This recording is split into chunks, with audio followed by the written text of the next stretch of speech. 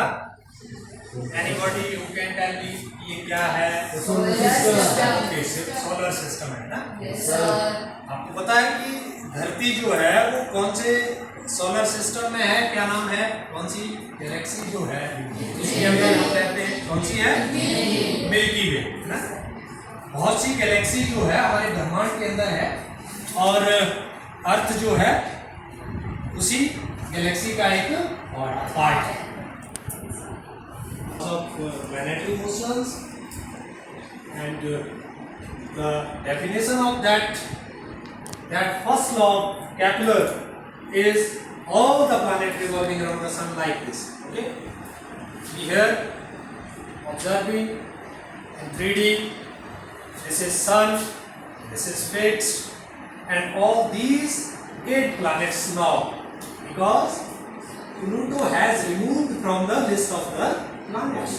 Okay, because there are some terms and conditions for the planets according to their shape, size, and Pluto जो है that is not fit according to that परिक्रमा कर रहे हैं, दूरी उनकी fix है।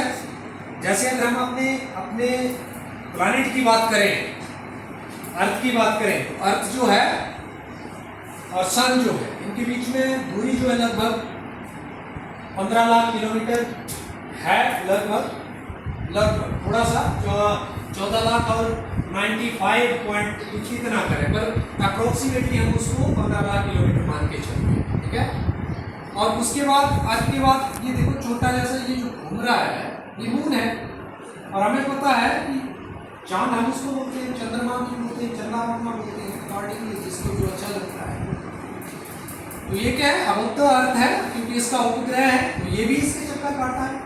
जो किसी सैटेलाइट के किसी प्लैनेट के जो सैटेलाइट्स होते हैं, उपग्रह होते हैं, वो भी अपने प्लैनेट के चक्कर काटते हैं। जिस तरह से प्लैनेट जो है सूर्य के चक्कर काटते हैं, उसी तरह से ये उपग्रह जो है, जैसे मैं बोल रहा हूँ moon is the only satellite that also revolve around the sun, around the earth. Okay, and Earth is rotating around the sun, revolving around and rotating it on its axis.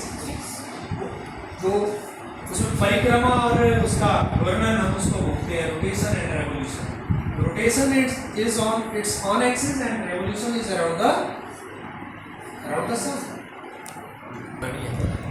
एक और इसके बाद बढ़ाई दूंगा। अब जो है हम क्या जानना चाह रहे हैं, देखो इसमें दिखाया भी गया है क्या कि बिल्कुल पास में एक, उसके पास में एक और, मतलब सबसे अब हमें एक वो क्रम पता होना चाहिए, squares to according to distance. Which one is closer to the sun? Mercury is closer. After that Venus, after that Earth, and Earth के बाद जो है that is Mars.